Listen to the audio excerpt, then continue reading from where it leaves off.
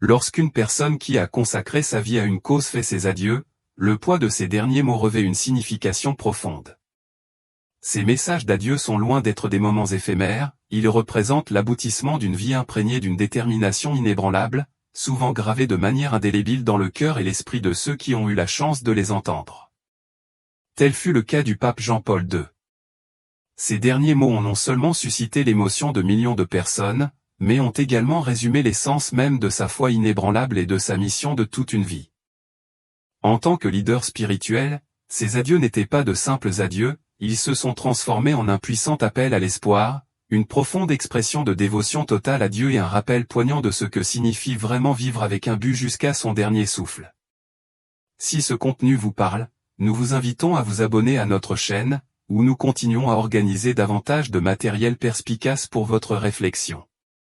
Au cours de ces 26 années de pontificat, Karol Wojtyła, nom de naissance du pape Jean-Paul II, s'est retrouvé au cœur de certains des changements les plus marquants du monde moderne.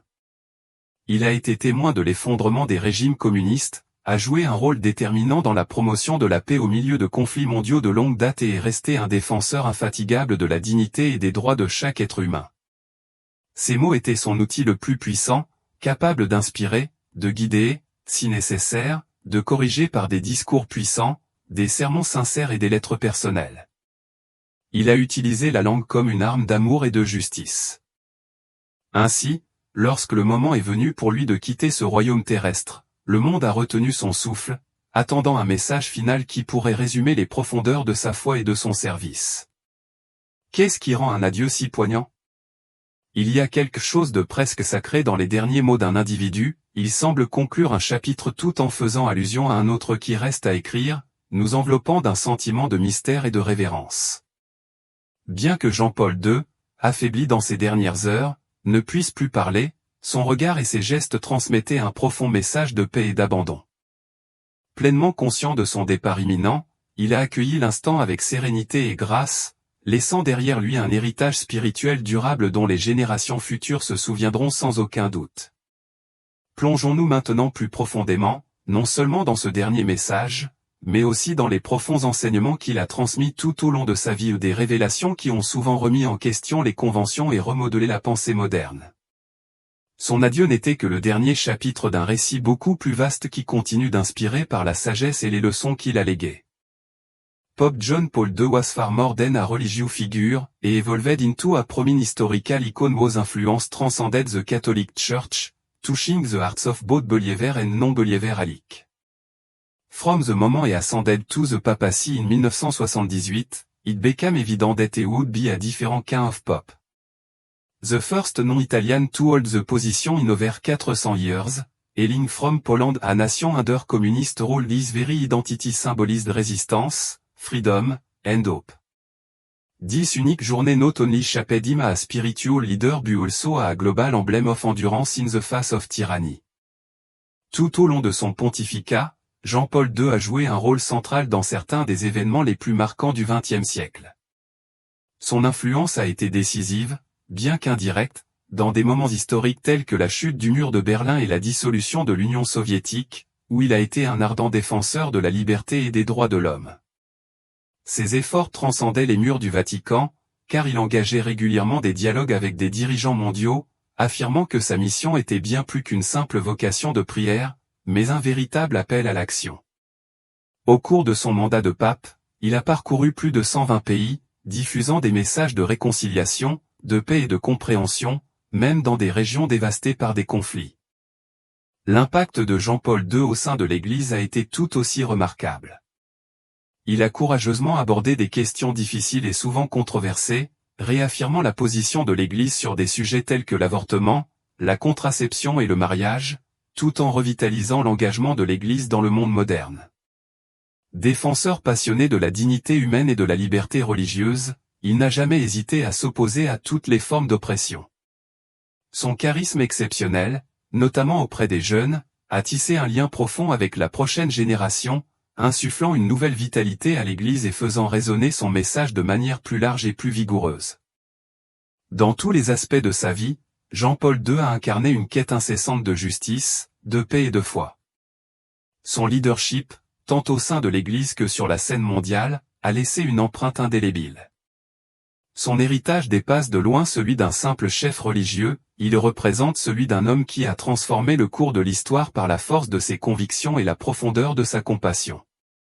La portée de l'héritage de Jean-Paul II s'étend bien au-delà de ses actions religieuses, car son enseignement le plus profond réside dans sa foi inébranlable, visible à travers sa manière de vivre, de souffrir et, finalement, de confronter la mort. L'un des moments les plus remarquables de sa vie a été sa réaction face à la tentative d'assassinat en 1981. Le monde entier a été abasourdi lorsqu'il a survécu à cette attaque et a choisi de pardonner à l'homme qui avait tenté de mettre fin à ses jours.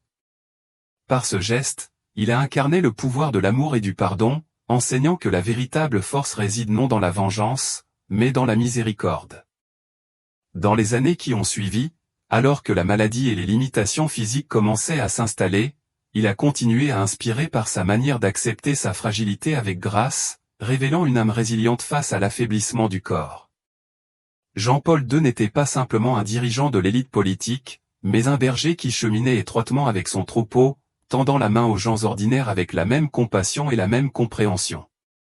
Son héritage n'a pas disparu avec sa mort, les paroles qu'il a prononcées, les actions qu'il a entreprises et l'exemple qu'il a donné continuent d'inspirer des millions de personnes à travers le monde. Son influence a transcendé son temps sur Terre, car ces derniers moments ont prolongé le message de sa vie. Même durant ses jours finaux, il a remis en question des croyances profondément enracinées, démontrant que la foi ne connaît pas de frontières physiques. Le monde entier a observé avec prière et anticipation, alors que sa santé se dégradait rapidement, unissant des millions de personnes dans l'espoir commun d'un dernier message de réconfort. Face à la maladie de Parkinson, à l'arthrite et à des problèmes respiratoires graves, sa force physique a diminué de jour en jour, mais son esprit et son message demeuraient plus vivants que jamais. Pourtant, malgré les épreuves écrasantes qu'il devait affronter, Jean-Paul II a fermement refusé d'être conduit à l'hôpital. Dans ces dernières heures, il a pris la décision de demeurer dans son appartement du Vatican, un lieu qui lui était familier et où il se sentait chez lui, entouré des personnes qui avaient été à ses côtés tout au long de son voyage. Même plongé dans une souffrance profonde, il a continué à mener à bien sa mission spirituelle avec une détermination admirable. Il a prié, a donné des bénédictions, et a interagi avec ceux qui l'entouraient, bien que chaque acte exigeât un effort immense de sa part. Dans les jours précédant son décès, Jean-Paul II a cherché à se rapprocher des fidèles rassemblés sur la place Saint-Pierre, s'efforçant de leur adresser un dernier message. Sa voix, devenue trop faible pour être entendue, avait pourtant une présence qui demeurait palpable. Le vendredi saint, quelques jours avant sa mort, il a participé au chemin de croix en suivant la procession télévisée depuis sa chambre, tenant une croix d'une main tremblante. Ce geste, à la fois simple et symbolique, a touché les cœurs du monde entier, témoignant de son engagement indéfectible envers sa foi et envers ceux qui l'ont suivi. Le silence qui a enveloppé ces derniers instants n'était pas un vide, il était empreint d'une profonde présence spirituelle, ressentie par tous ceux qui l'entouraient. Même s'il ne pouvait plus articuler des mots, son cœur continuait à s'exprimer dans un langage qui transcendait la parole. Chacun de ses gestes, bien que petits, était porteur d'une signification profonde. Dans un ultime élan, il leva la main pour bénir la foule, un geste empreint d'une force tranquille et d'amour. Même dans le silence de ces dernières heures, Jean-Paul II demeurait aux côtés de ses fidèles, sa présence restant aussi forte que jamais. Son adieu ne fut pas simplement une occasion de deuil, il se transforma en une réaffirmation de la foi. Dans la fragilité de son corps, il a révélé l'immense pouvoir de la force spirituelle. Chaque mouvement, chaque regard silencieux, et chaque prière dans ces derniers instants reflétait une vie consacrée à quelque chose de plus grand que lui-même. Sa mort n'a pas marqué la fin de sa mission, au contraire, elle a laissé derrière elle un héritage vivant, un message d'espoir, de résilience et de dévouement inébranlable, continuant de résonner chez tous ceux qui choisissent de suivre son exemple. Au cours de ces derniers jours, Jean-Paul II a perdu ce qui avait toujours été une part essentielle de sa mission, sa voix. Pour un homme qui avait utilisé les mots comme instrument de paix, de foi et de transformation, l'incapacité de parler semblait être une perte immense. Cependant, de manière qui a surpris beaucoup, c'est dans ce silence que son message s'est révélé encore plus puissant. Sans prononcer un seul mot, il a su transmettre les vérités les plus profondes de la présence, de la foi et de l'abandon total à Dieu. C'était comme si, dans ces moments de mutisme, son héritage s'était solidifié non pas par des discours ou des proclamations, mais par le témoignage silencieux et puissant de l'œuvre de sa vie. Son silence est devenu un puissant message final qui continue de résonner dans le cœur de ceux qui se souviennent de lui. Pour ceux qui ont suivi son parcours, le silence du pape a eu un impact. Dès le début de son pontificat, Jean-Paul n'a jamais hésité à prendre position sur des questions difficiles, et ses paroles ont guidé aussi bien les dirigeants mondiaux que les gens ordinaires. Aujourd'hui, à la fin de sa vie, perdre la voix lui a semblé être une énième épreuve, une dernière occasion de montrer que la vraie foi ne dépend pas de discours élaborés, mais de la présence et de la force de l'esprit. Ce silence était également porteur d'un profond symbolisme. Dans de nombreuses traditions religieuses, le silence est considéré comme un moyen de se connecter plus intensément au sacré, où les mots deviennent inutiles. Jean-Paul II l'a vécu dans ses derniers instants. En perdant la voix, il ne s'est pas éloigné de sa mission, au contraire, il s'en est rapproché, montrant que son message allait au-delà de ce qui pouvait être exprimé par des mots. Même dans le silence, il est resté présent et attentif. Dans ces derniers jours, bien qu'affaibli, il écoutait encore les messages et les prières, répondant par des regards et des gestes subtils. Son effort pour faire le signe de croix émouvait les fidèles et montrait qu'il était en harmonie avec le monde jusqu'au dernier moment. Ainsi, le silence de Jean-Paul II ne signifiait pas une fin, mais la continuation de son cheminement spirituel. Plus que jamais, son adieu silencieux nous rappelle que la foi est une expérience intérieure qui peut être partagée même sans parole. Ce dernier moment nous pousse à comprendre que même lorsque les mots justes sont absents, notre présence et nos gestes peuvent transmettre les parties les plus profondes de nous-mêmes. Dans les derniers jours de Jean-Paul II, un véritable pèlerinage silencieux a rempli la place Saint-Pierre au Vatican. Des milliers de personnes, venues de différentes parties du monde, se sont rassemblées avec un seul objectif, être proches du pape, l'accompagner dans ses derniers instants et trouver du réconfort dans la prière collective. Jeunes, familles, âgés et personnalités religieuses formaient une foule émue, attendant avec foi, sachant que le moment de sa disparition était proche. L'atmosphère sur la place était celle d'une profonde unité. Il n'y a pas eu de discours, de chants bruyants ou de cris de ralliement. La prière collective a remplacé la prière individuelle. Des voix se sont élevées autour de tous ceux qui semblaient partager le même sentiment d'adieu et de gratitude. Au milieu des larmes silencieuses, beaucoup tenaient un rosaire, allumaient des bougies ou regardaient simplement en silence les fenêtres de l'appartement papal, sachant que Jean-Paul II faisait face à ses derniers instants. Le rassemblement spontané de tant de personnes a montré à quel point le pape était aimé et respecté. Parmi eux se trouvaient non seulement des catholiques, mais aussi des personnes d'autres religions et même des athées qui voyaient en Jean-Paul II un exemple de leadership, de compassion et de force. Pour eux, être présent à ce moment n'était pas seulement un hommage au pape, mais aussi une façon de se connecter à quelque chose de plus grand, de chercher un sens au milieu de la profonde tristesse de ce moment. Partagez vos pensées sur le pape Jean-Paul II dans les commentaires. Pensez-vous qu'il était un bon pape? Alors que les nouvelles sur la santé du pape devenaient de plus en plus inquiétantes, la foule n'a fait qu'augmenter. Beaucoup ont passé des heures, voire des jours, sur la place, endurant la fatigue et le froid de la nuit romaine. Le soir du 2 avril 2005, à l'annonce de sa disparition, un profond silence s'est installé sur la place, comme si chacun sentait qu'une époque s'était achevée. Quelques instants plus tard, des applaudissements spontanés ont rompu le silence, geste traditionnel italien de respect et de gratitude. Le rassemblement historique sur la place Saint-Pierre n'était pas seulement un adieu à un chef religieux, mais aussi un témoignage de la force de la foi pour rassembler les gens là, dans un espace rempli de lumière et de prière. Il était clair que la mission de Jean-Paul II ne s'achèverait pas avec sa mort, mais qu'elle vivrait dans le cœur de tous ceux qui l'ont accompagné jusqu'au dernier moment. Dans les moments les plus délicats de la vie de Jean-Paul II, quand sa voix s'était tuée et que son corps était presque à bout de force, un simple geste a réussi à exprimer ce que les mots ne pouvaient pas exprimer. Depuis son lit, entouré de ses proches, il a fait un dernier effort. Il a lentement levé la main et a essayé de faire le signe de croix dans les airs. Ce fut son dernier geste de bénédiction, silencieux mais plein de sens. Ce petit geste s'est répandu comme un adieu spirituel. Même avec un corps affaibli, le pape était déterminé à bénir ceux qui l'entouraient, symboliquement tous les fidèles qui l'accompagnaient de loin.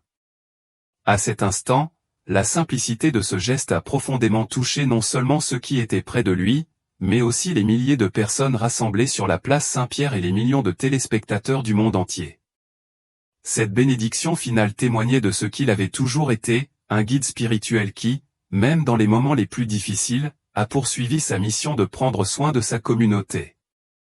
Conscient que son temps touchait à sa fin, il ne s'est pas abandonné à la souffrance. Le mouvement lent et tremblant de sa main montrait que son corps était fragile, mais que son esprit restait fort. La bénédiction symbolisait qu'il ne s'adressait pas à Dieu simplement en tant qu'homme, mais en tant que berger, confiant sa mission entre les mains de Dieu. Ce geste était aussi un puissant rappel que la foi va au-delà des limites du corps. Jean-Paul II avait consacré sa vie à apporter l'espérance et l'amour au monde, et maintenant, même dans sa faiblesse, il laissait son dernier don à ceux qui le suivaient. Ce fut une bénédiction silencieuse mais remplie d'une force immense, un moment où la spiritualité parlait plus fort que tous les mots ne pouvaient l'exprimer. La force de ce geste est devenue une image qui est restée dans la mémoire de tous ceux qui en ont été témoins. Ainsi, même dans ces derniers instants, Jean-Paul II a montré que, lorsque nous vivons avec détermination et foi, même le dernier instant de notre vie peut laisser un héritage d'amour et d'espérance. Dans les derniers moments de sa vie, avec beaucoup de difficultés, Jean-Paul II a murmuré ces dernières paroles connues, « Laissez-moi aller à la maison du Père ».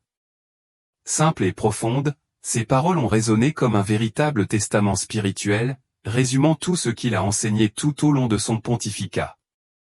C'était un acte de soumission totale, comme s'il disait au monde que sa mission sur terre était achevée et que maintenant était le moment de se reposer dans les bras de Dieu. Cette phrase n'était pas seulement un adieu, mais aussi un message de confiance et d'espérance. Pour Jean-Paul II, la maison du Père représentait un retour à la présence de Dieu, un lieu où il n'y a plus ni douleur ni souffrance. En prononçant ces paroles, il a montré que pour lui, la mort n'était pas quelque chose à craindre, mais une réunion avec le Créateur. C'était une manière d'enseigner que, pour ceux qui vivent avec foi, la mort n'est qu'un passage, la fin d'un chemin et le début d'un autre dans l'éternité. Ces derniers instants ont offert une leçon importante aux fidèles. Il est possible d'affronter la mort avec sérénité et paix. Jean-Paul II savait que son heure était proche, mais au lieu de désespérer, il l'a accepté comme faisant partie du projet de Dieu. Ce geste final a renforcé l'un des messages qu'il a le plus répété tout au long de sa vie, « N'ayez pas peur, même face à l'incertitude de la mort ». Il a montré que la confiance en Dieu peut apporter confort et force. Le choix de ces mots révèle aussi un autre message, le sens d'une vie bien vécue. En demandant à aller à la maison du Père, le pape a montré qu'il était en paix avec son chemin, après avoir consacré sa vie à la foi, à l'amour des autres, et à la recherche de la justice et de la vérité. C'était comme s'il disait qu'il avait accompli tout ce qu'il avait à faire dans ce monde. Son adieu fut un acte à la fois personnel et collectif.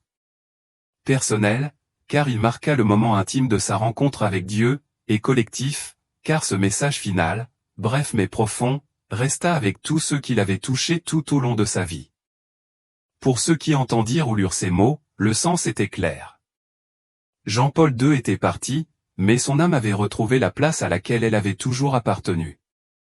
En parlant de la maison du Père, Jean-Paul II exprimait non seulement une conviction personnelle, mais mettait en évidence un concept fondamental de la foi chrétienne, la vie éternelle aux côtés de Dieu. Pour lui, la mort n'était pas une fin définitive, mais l'accomplissement d'une promesse divine. Tout au long de son pontificat, le pape a enseigné que la vie sur terre n'est qu'une étape. Au-delà, nous sommes appelés à vivre en présence de Dieu, dans la maison du Père. Ces derniers mots reflètent cette conviction profonde et, plus que cela, nous invitent à partager la même espérance. Dans le christianisme, la maison du Père symbolise l'accueil divin, un lieu où la souffrance n'existe plus et où l'esprit trouve la paix éternelle. En disant qu'il se rendait dans cette maison, Jean-Paul II a renforcé l'idée que la mort ne doit pas être accueillie avec peur ou désespoir. Pour les croyants, elle représente la fin d'un voyage rempli de défis, mais aussi riche de sens. De plus, ces paroles reflètent quelque chose d'encore plus profond. Non seulement il a accepté la mort, mais il s'est abandonné à elle avec sérénité et confiance. Ce fut un moment de transition spirituelle, un abandon volontaire et conscient de son âme, sans résistance ni regret. C'était comme s'il nous enseignait, dans son acte final, que nous ne devons pas craindre ce qui nous attend à la fin de la vie, tant que nous vivons pleinement et en union avec Dieu. L'image de la maison du Père est particulièrement significative pour ceux qui font face à des moments de deuil et de perte. Jean-Paul II ne nous a pas seulement montré comment vivre, mais aussi comment partir. Son message nous rappelle que, même lorsque nous perdons un être cher, la mort ne doit pas être considérée comme un adieu final, mais comme un passage vers quelque chose de plus grand et d'éternel. Le pape a montré qu'à la fin de la vie, il y a la paix pour ceux qui ont confiance. Ainsi, sa dernière demande d'aller à la maison du Père était plus qu'un message personnel d'abandon. C'était une dernière leçon pour tous, vivre avec la foi signifie finalement savoir que nous retournons toujours à l'endroit où nous appartenons vraiment. Le pape Jean-Paul II a été un exemple clair de foi inébranlable, et cette position est restée ferme même dans les moments les plus difficiles. Même lorsque son corps était affaibli et que sa voix avait perdu sa force, il a montré que la foi est le fondement qui peut soutenir l'esprit jusqu'à son dernier souffle. L'image d'un homme si fort spirituellement et si fragile physiquement est devenue un symbole. La vraie force ne réside pas dans l'absence de difficultés, mais dans la capacité d'endurer et de faire confiance à Dieu, quoi qu'il arrive. Cette soumission finale, qui a commencé bien avant son décès, était évidente dans les années où Jean-Paul II a vécu avec des maladies comme la maladie de Parkinson. Loin de cacher sa fragilité, il l'a affichée comme faisant partie de sa mission. Il a montré au monde qu'affronter la souffrance avec dignité et foi est, en soi, une forme de témoignage. Il n'a pas renoncé à ses responsabilités et a continué à apparaître en public, même lorsque ses tremblements et ses difficultés à parler sont devenus apparents. Par cela, il a inspiré des millions de personnes confrontées à leurs propres douleurs et défis, en enseignant que la foi n'élimine pas la souffrance, mais nous donne la force d'y faire face. Sa bénédiction finale, silencieuse par les mots, « Laissez-moi aller à la maison du Père », a marqué la fin d'une vie consacrée aux autres. Jusqu'au bout, Jean-Paul II est resté fidèle à la mission qu'il a acceptée en tant que chef spirituel. Il n'a pas essayé de cacher ses limitations physiques ou d'éviter la réalité de la mort. Au contraire, il a tout affronté ouvertement et honnêtement, montrant que la foi est un choix renouvelé chaque jour, même jusqu'au dernier moment. Cet héritage spirituel continue d'avoir un impact sur le monde. Ses actions et ses paroles ne se sont pas limitées à la période de son pontificat, elles continuent d'inspirer tous ceux qui cherchent la force de vivre avec détermination et courage. Jean-Paul II nous a laissé plus que des enseignements religieux, il a offert un exemple pratique de la façon de vivre et d'affronter la mort. Cette leçon résonne non seulement chez les catholiques, mais chez les personnes de toutes les croyances. Avec ses adieux, il a montré que la foi est un chemin qui vaut la peine d'être suivi, même lorsque les défis sont grands. Jusqu'à son dernier souffle, il a fait confiance à Dieu, démontrant qu'une vie guidée par la foi ne se termine pas par une défaite, mais par l'espérance. La mort de Jean-Paul II a marqué la fin d'une époque, mais son héritage spirituel et moral continue d'inspirer des générations. Sa vie et ses dernières paroles restent des sources de réflexion, de réconfort et de motivation pour ceux qui souhaitent vivre avec un but et trouver un sens, même dans les moments les plus difficiles. Son exemple a non seulement influencé le présent, mais a également ouvert la voie à l'avenir de l'Église et à tous ceux qui cherchent un soutien dans la foi. En ces temps incertains, Jean-Paul II a joué un rôle important dans les questions sociales, politiques et religieuses, laissant derrière lui une influence dont on se souvient encore aujourd'hui. Les dirigeants religieux et politiques considèrent ses paroles et ses actes comme un guide pour prendre des décisions difficiles. Son plaidoyer en faveur du dialogue entre les différentes cultures et religions reste profondément important, alors que le monde est toujours confronté à des conflits et à un manque de compréhension entre les peuples. Son engagement en faveur de la dignité humaine résonne encore aujourd'hui, se reflétant dans les mouvements de défense de la vie et dans les actions qui promeuvent la justice sociale et les droits de l'homme. Mais l'impact le plus profond qu'il a laissé réside peut-être dans le domaine personnel et spirituel. Pour beaucoup, la façon dont il a vécu et affronté sa propre mort sert d'exemple de la façon d'accepter sa mortalité. Il a montré que la souffrance et la fin de vie peuvent devenir des messages de foi et d'espoir. Cette leçon est particulièrement précieuse pour les jeunes qui ont du mal à comprendre leur rôle et à trouver un sens dans un monde de plus en plus rapide et axé sur le matériel. L'influence de Jean-Paul II est également évidente dans la façon dont l'Église catholique a continué son chemin après son décès. Il a laissé en héritage un renforcement des liens avec les autres religions, des liens avec les jeunes, et une vision axée sur la responsabilité sociale. Ceux qui lui ont succédé ont maintenu cette orientation, préservant l'esprit de service et de dialogue qu'il incarnait. Sa vie était plus que des mots, c'était un exemple constant, et son dernier geste, une bénédiction silencieuse, continue d'inspirer beaucoup de gens. Son adieu n'était pas une fin, mais une pause dans une histoire qui continue de vivre au fil des générations. Il nous rappelle que la foi, le courage, et l'amour des autres sont des valeurs qui restent vivantes, prêtes à être pratiquées et transmises maintenant et pour toujours. Tout au long de sa vie, le pape Jean-Paul II a dissipé plusieurs idées fausses que beaucoup croient. Explorons chacune d'elles maintenant. Premier point, l'évolution est-elle vraiment incompatible avec la foi chrétienne? Pendant longtemps, la science et la religion ont été considérées comme opposées, en particulier en ce qui concerne la théorie de l'évolution. L'idée que la vie est apparue par des processus naturels semblait contredire l'enseignement chrétien sur la création divine. Cependant, en 1996, Jean-Paul II a fait un geste significatif en affirmant que l'évolution et la foi chrétienne ne sont pas incompatibles. Cette déclaration a marqué un tournant en mettant fin à l'idée selon laquelle l'Église s'opposait à la science, et en montrant que la foi et la raison peuvent effectivement aller de pair. Dans une lettre adressée à l'Académie pontificale des sciences, le pape Jean-Paul II a fait une déclaration révolutionnaire en affirmant que l'évolution est plus qu'une simple hypothèse. Il a reconnu les preuves scientifiques solides soutenant le processus d'évolution et a souligné que la théorie n'entre pas en conflit avec la croyance en Dieu comme créateur ultime de toutes choses. Pour Jean-Paul II, la science et la foi abordent des aspects différents de la vie. Alors que la science peut expliquer comment la vie évolue, la foi permet de mieux comprendre pourquoi la vie existe.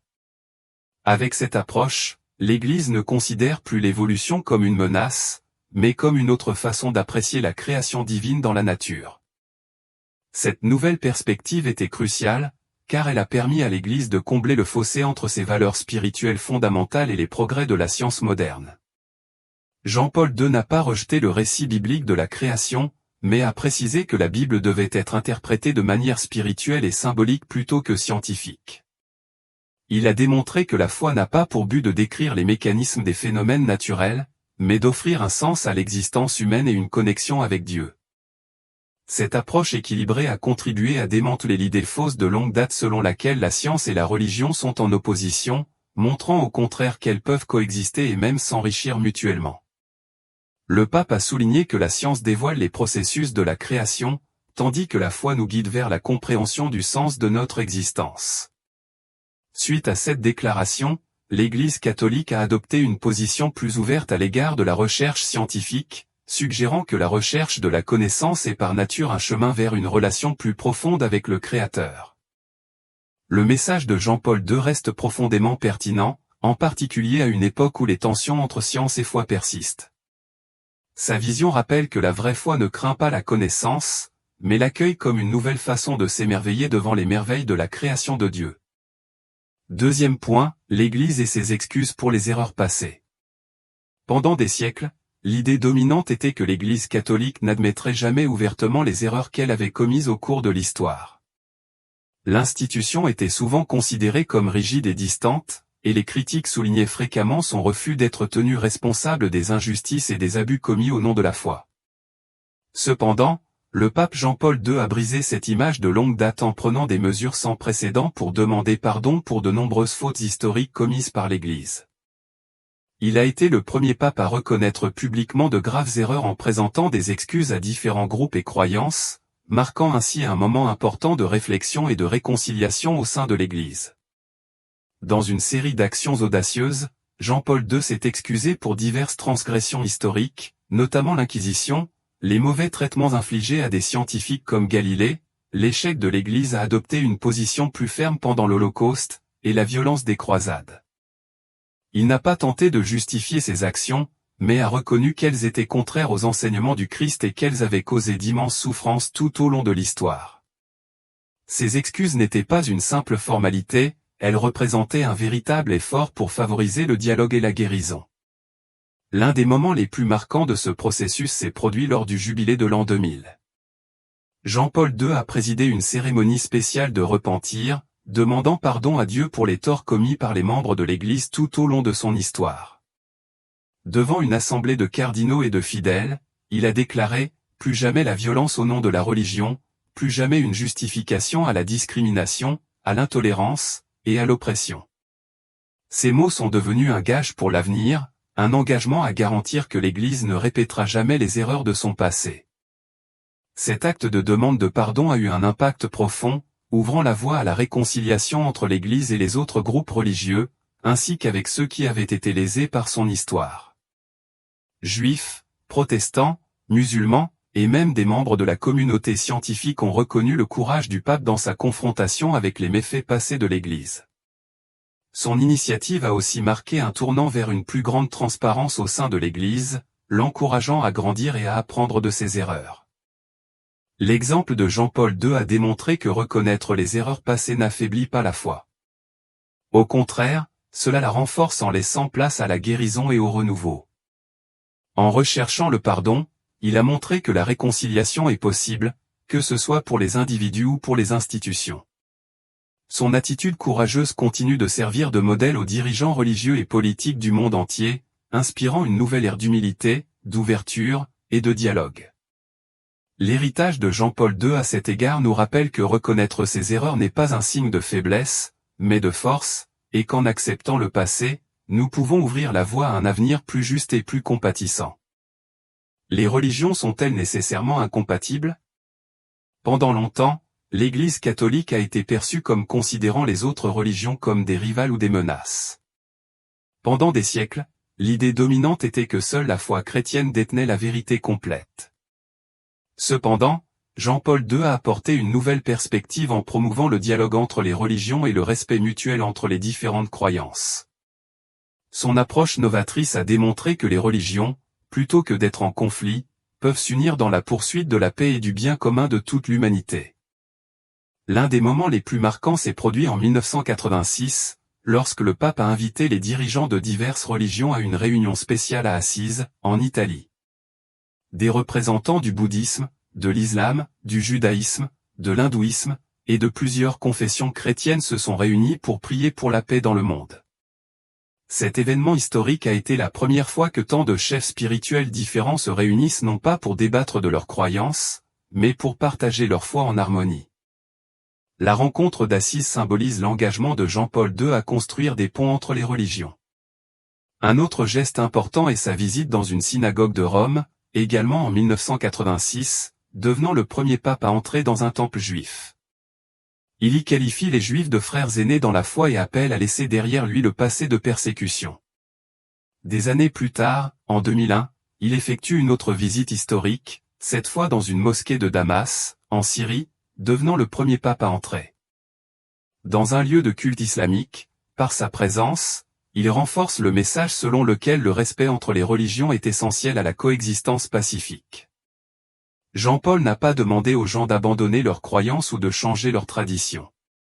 Il a plutôt encouragé la compréhension que chaque religion apporte des vérités et des valeurs qui peuvent bénéficier à toute l'humanité. Sa position a démontré que la paix mondiale ne serait possible que si les religions surmontaient leurs divisions de longue date et apprenaient à travailler ensemble. L'impact de cette transformation a été d'une profondeur remarquable. Le pape Jean-Paul II nous a enseigné que vivre en harmonie avec des croyances diverses ne nécessite pas de renoncer à sa propre identité spirituelle, mais plutôt d'apprendre à reconnaître la dignité et la valeur inhérente à chaque individu. Son message reste d'une pertinence brûlante dans un monde toujours aux prises avec des divisions religieuses et une intolérance souvent dévastatrice. La vision de Jean-Paul II continue d'agir comme une invitation lancée à tous, quelles que soient leurs croyances, à s'unir dans la quête de la paix et de la solidarité.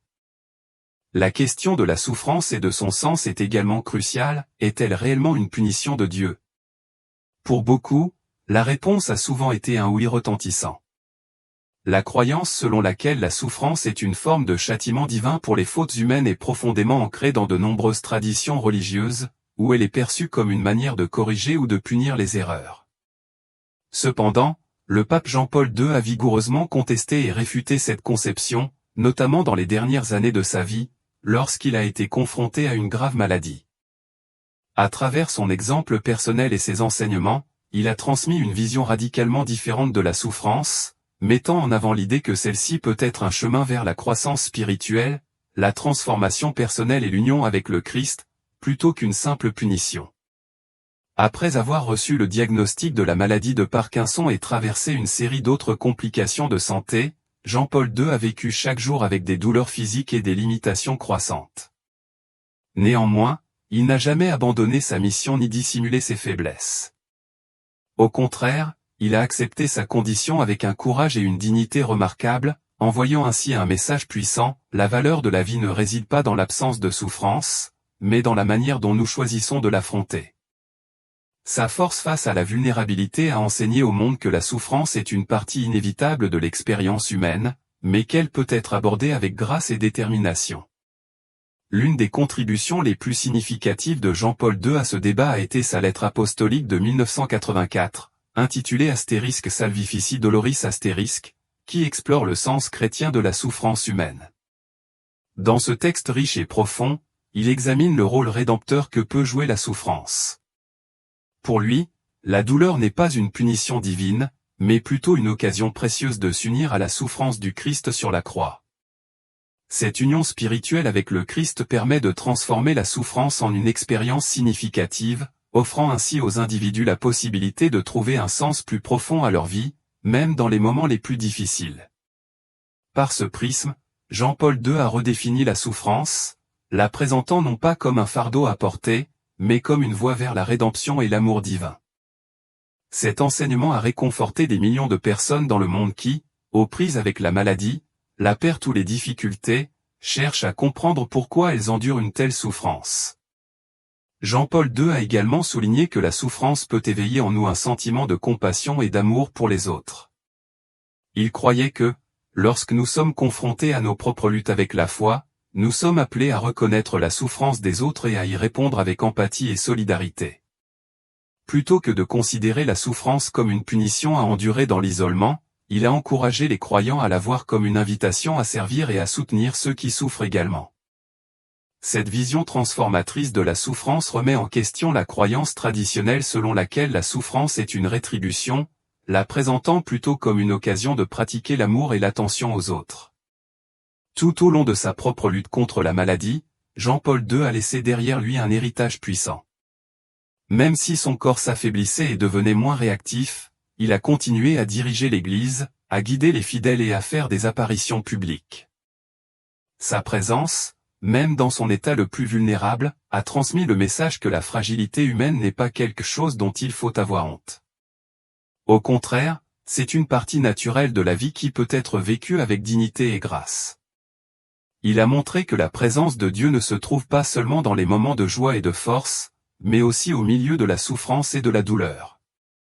En démantelant l'idée longtemps répandue selon laquelle la souffrance est une punition de Dieu, Jean-Paul II a offert au monde une nouvelle perspective. La véritable mesure d'une personne n'est pas la façon dont elle évite la souffrance, mais la façon dont elle l'affronte avec foi et résilience. Sa vie et ses enseignements nous incitent à aborder nos propres défis avec espoir, sachant que, même dans les moments les plus sombres, il existe un chemin vers le renouveau et une connexion plus profonde avec Dieu. Si vous avez trouvé cette réflexion significative, n'oubliez pas de vous abonner à la chaîne pour un contenu plus approfondi et cliquez sur la vidéo qui apparaît maintenant sur votre écran pour approfondir les enseignements de Jean-Paul II.